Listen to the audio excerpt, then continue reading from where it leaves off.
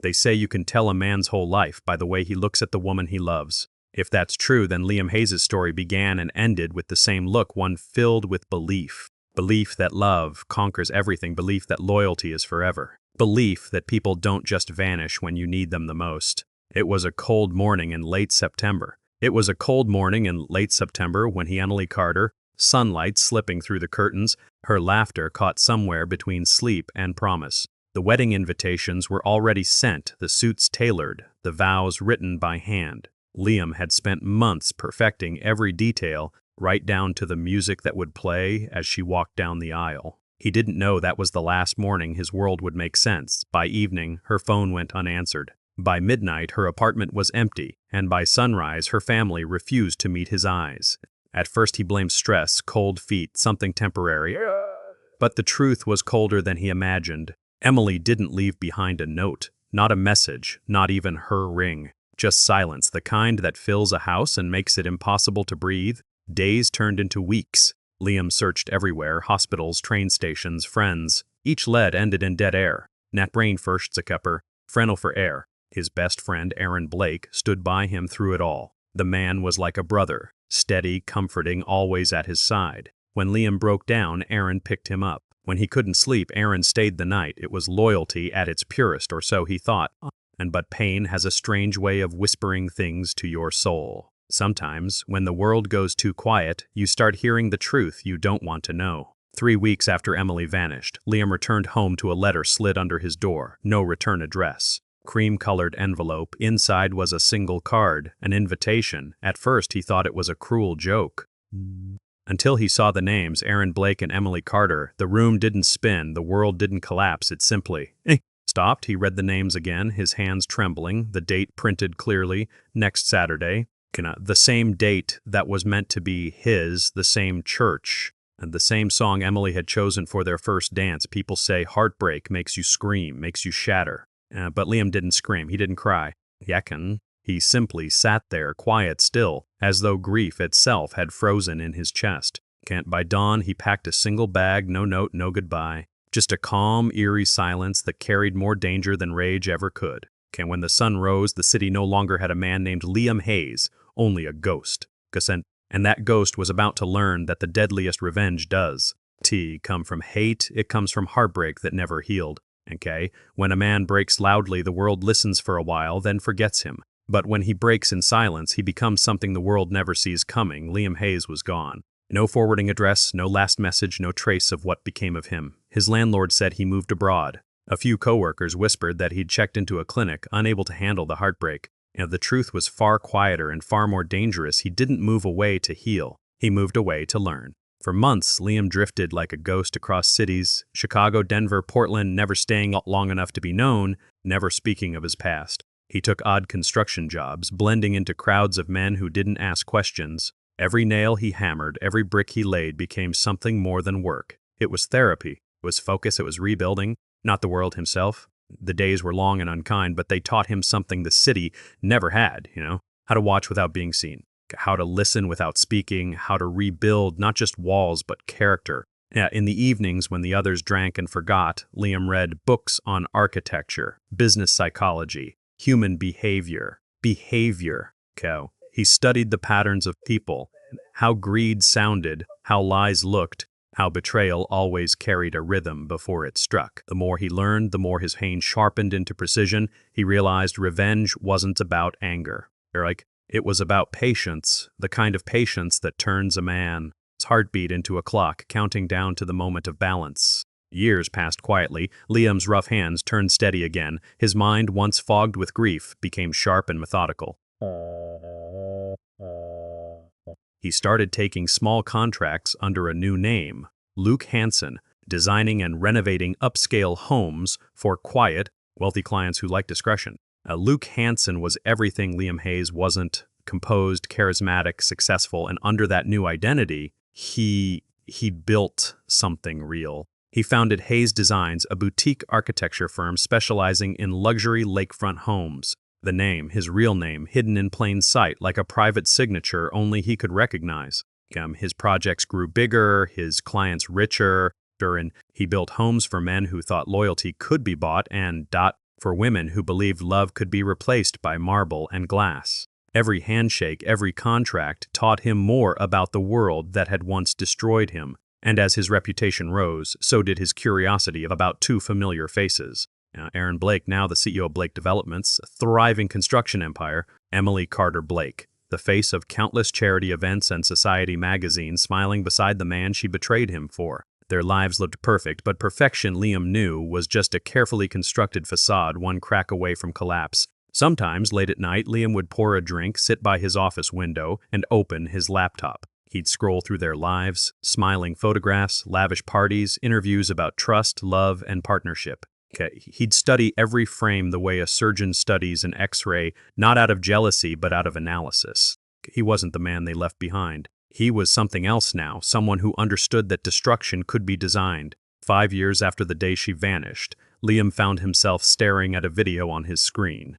It was a celebration, Aaron and Emily's 5th wedding anniversary.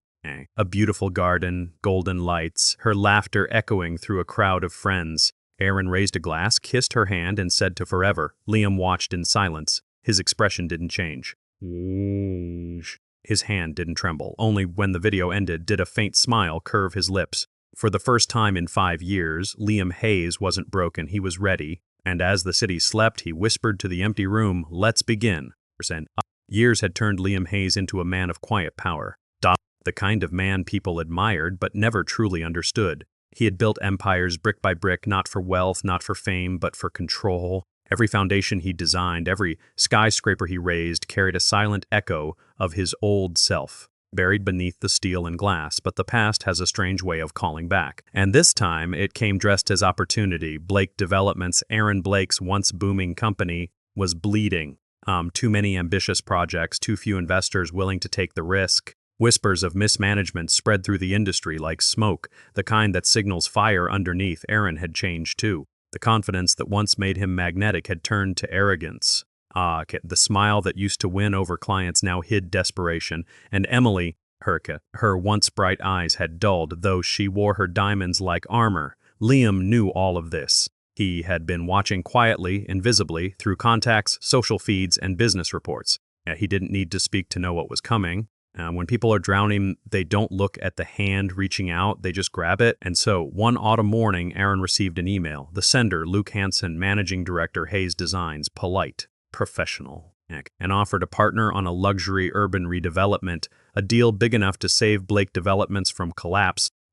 Aaron read it 3 times. He didn't know Luke Hansen, but he didn't have the luxury to be suspicious. Within a week, contracts were drawn, signatures exchanged, and the man once known as Liam Hayes stepped into Aaron's world again, hidden behind a new face, a new name, and an unshakable calm. Their first meeting was cordial. Aaron, dressed sharply but sweating under the pressure of debt, extended his hand. "Yo, Luca," he said with forced cheer. "You have no idea how much this means to us." Liam's eyes flicked briefly toward Emily, standing just behind Aaron, her smile perfectly polite, her posture tight. The years had been kind to her appearance, but not her spirit. There was a certain fragility in her tone now, the kind that comes from living a lie for too long. Business should be built on trust, Liam said smoothly, his voice steady, calm like glass before it cracks. Aaron laughed, unaware of the irony. Emily didn't laugh. Something about that voice. It hit her faintly at first, like a whisper from a memory she had buried too deep. She blinked, brushing it off, but her heart had already started to race. In the following weeks, Luke Hansen became a central figure in their lives. He visited their offices, reviewed plans, attended dinners. He never crossed a line, never said too much, just enough to make people trust him, and just little enough to make them wonder. Aaron grew to admire him, even envy him. Luke had everything Aaron pretended to: composure, influence, grace under pressure. And Emily, she began noticing strange details, the way he paused before signing documents. The faint scar near his wrist, the same one Liam got during their old hiking trip. The way he once said, almost absent-mindedly, "Some foundations crack because they were built too quickly." She froze when he said it, because those were Liam's exact words on the night he proposed. That night she couldn't sleep.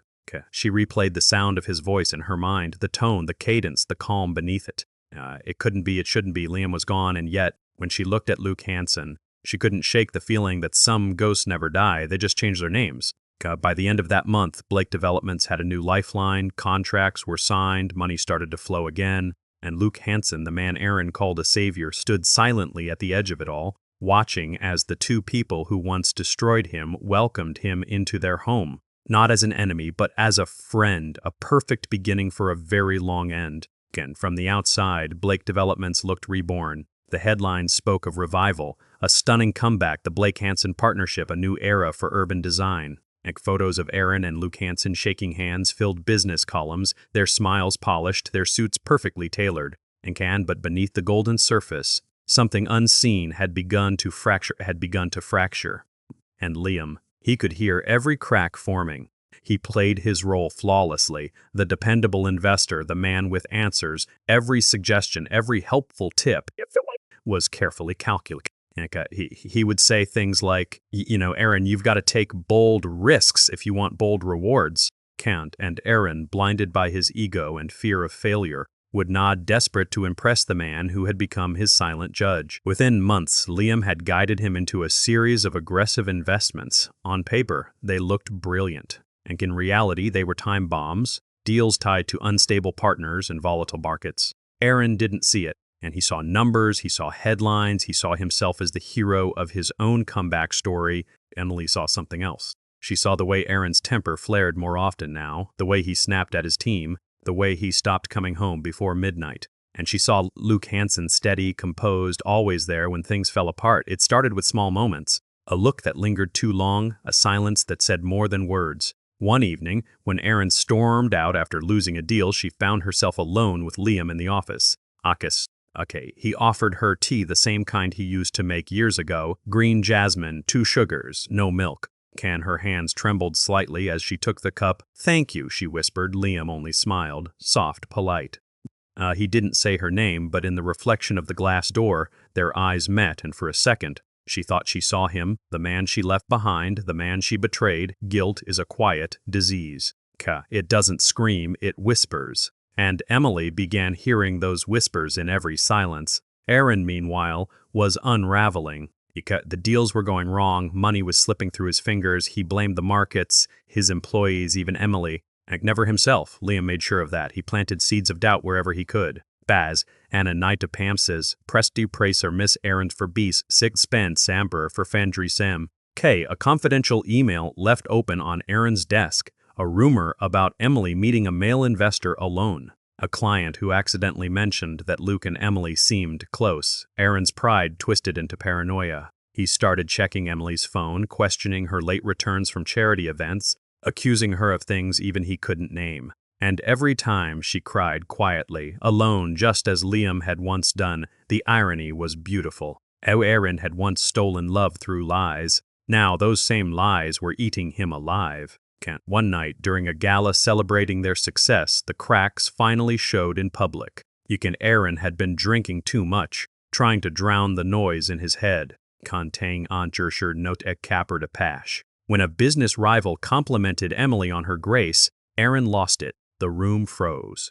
Yukang. His voice echoed through the hall, sharp and cruel. He accused her of betrayal, of embarrassing him, of using him. The crowd stared, silence heavy with shock and pity. Emily stood there, eyes glistening under the chandelier, too stunned to respond. And as Aaron stormed out, leaving her humiliated before hundreds, a hand gently touched her shoulder. It was Luke Hansen. His tone was calm, quiet, the kind of voice that steadies chaos. "You don't deserve that," he murmured. It was almost identical to the words Aaron had once said to Liam years ago, the night Emily disappeared. But for the first time in years, Emily broke down. And Liam, standing behind her, didn't comfort her out of kindness. He did it out of design. Because revenge isn't about rage, it's about rhythm. And Liam was playing a symphony only he could hear, a slow, haunting melody built on betrayal, guilt, and poetic justice.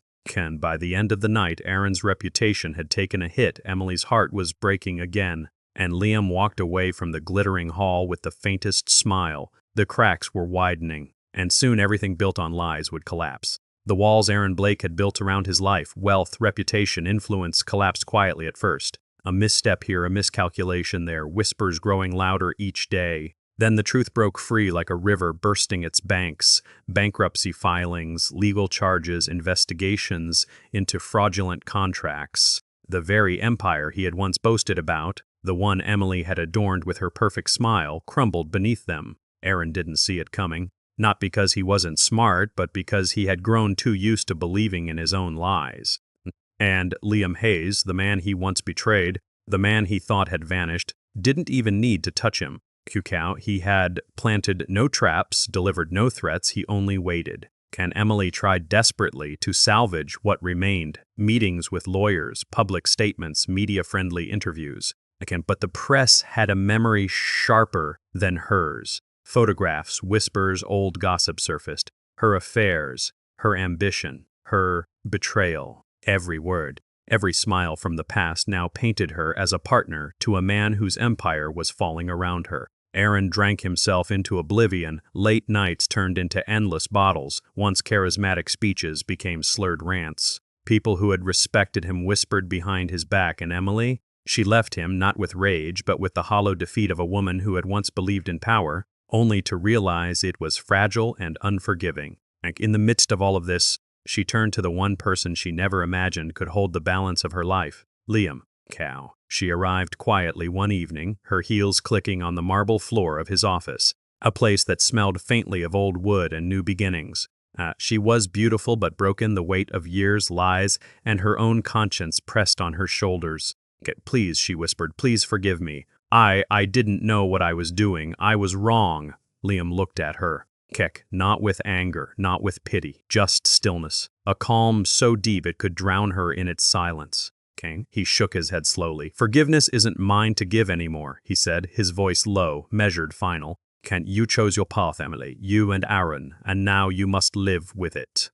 She crumpled to her knees, tears running freely. Her world, once gilded, had fallen, and Liam? He finally felt something shift inside him. Not triumph, not relief, not joy, only emptiness. Because revenge, he realized, doesn't heal, it doesn't restore what was lost. It only balances the scales, leaving those who betrayed you humbled, and leaving you alone with the silence you cultivated. He left the office that night, walking silently through the ruins of the mansion they had built together. Each hallway, each polished floor, each room carried echoes of laughter, betrayal, and broken promises. Agaisaste Kavri, he reached the edge of the lake, the water reflecting the moonlight like a shard of memory. For the first time in years, Liam Hayes exhaled, no anger, no longing, just stillness. The world had finally returned what was owed, not by his hand but by the truth. And in that quiet, in the silver light dancing across the water, he understood that revenge doesn't consume. It empties, and for the first time since that fateful week, Liam Hayes felt at peace. Time has a way of folding in on itself, of carrying the past into the present like a shadow that never leaves. Liam Hayes had learned this the hard way. Years of patience, of study, of silent orchestration had brought him here to a quiet Sunday in a chapel that smelled faintly of lilies and polished wood. It wasn't a wedding he had dreamed of. It wasn't the love he had lost, the vows he had written in trembling ink years ago, the hands he had once held. No, this wedding belonged to him alone, a closure not of love, but of reckoning.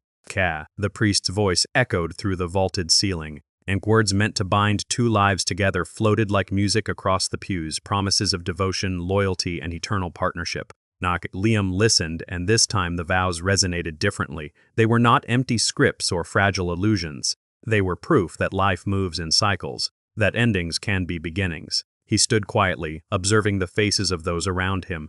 Friends, colleagues, clients, a carefully chosen audience for a man who had once been invisible. His expression was calm, detached, free. He smiled, not the forced smile of a man performing happiness, but the quiet, steady smile of someone who had endured the unimaginable and emerged intact. For the first time, the past no longer clutched at him. It had been accounted for, repaid, balanced. After the ceremony, Liam walked outside to the lake that had once been a backdrop for betrayal. The mansion they had dreamed of, built with ambition and illusions, now stood under his name. No longer home for lies, no longer a gilded cage of infidelity and greed. It had been transformed by Hayes Designs into a luxury retreat, a place where every guest would sleep under walls once steeped in treachery. He had named it the Burial House. The irony was not lost on him. A house born of betrayal, now a monument to the endurance of truth, and a place where the memory of Aaron and Emily, of all they had done, and all they had lost lingered silently in polished floors and glass panels. Fursa make a mengpempen, and yet he did not gloat. Revenge had been neither cruel nor vindictive. It had been precise, inevitable, and complete. The sun dipped low in the sky, painting the water in gold and crimson. Liam stood on the shore, hands in his pockets, listening to the soft lap of the lake against the foundation of a life once broken. He thought of Emily, of Aaron, of the man he had been and the man he had become. No bitterness remained, only peace. The world had taken, it had betrayed, it had humiliated, and now it had returned. Liam Hayes turned from the lake. He walked back toward the mansion, toward the life he had rebuilt, toward the quiet power that came from endurance and patience. There was no revenge left to enact, only the weightless calm of a story finally complete. And in the silent halls of the burial house, a man who once lost everything finally found what he had been searching for all along.